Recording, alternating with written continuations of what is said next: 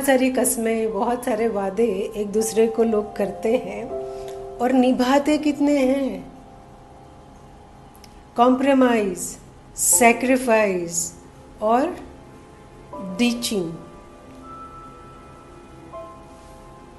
उससे अच्छा है शादी ही मत कीजिए, इससे अच्छा है कमिटमेंट मत दीजिए, और इससे अच्छा है कमिटमेंट लीजिए भी नहीं। जीवन में बहुत सारी चीज़ें मिलती है सिवाय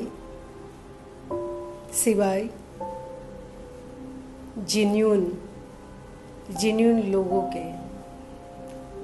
सभी लोग के मन में कुछ ना कुछ मोटिव रहता है, कुछ ना कुछ लेन देन की बातें होती है, या फिर इसका छीन लेना है, इसका लूट लेना है, बस यही होता है। और जीवन के अंदर ये सारी चीज़ें बहुत ही कॉमन हो गई है आजकल। जीवन की एक वैल्यू हुआ करती थी, उसके बहुत सारे मायने होते थे, और उस मायने समझने के लिए लोग जी जान से दाव की बाजी लगा लेते थे। और प्यार तो होता है, बट प्यार जीवन नहीं होता।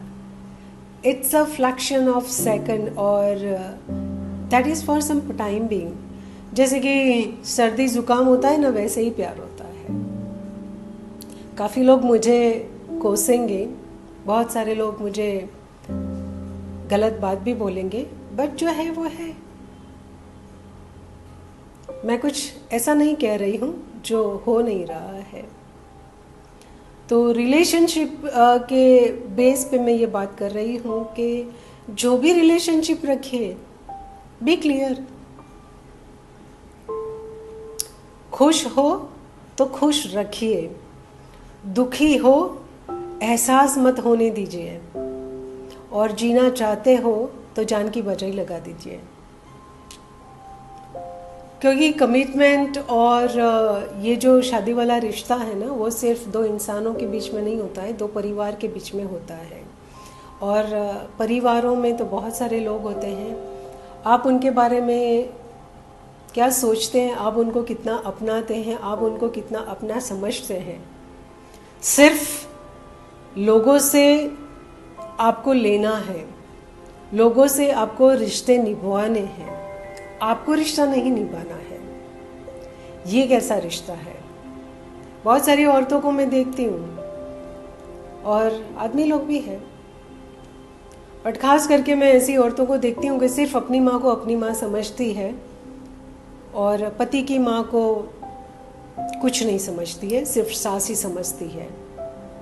पूरे गांव भर में तकलीफ़ें हो जाएगी, दौड़ के जाएगी, बट सास अगर बीमार पड़ी है, उसको दवाई लेके तो खाना बनाना है, उसको सब कुछ करना है।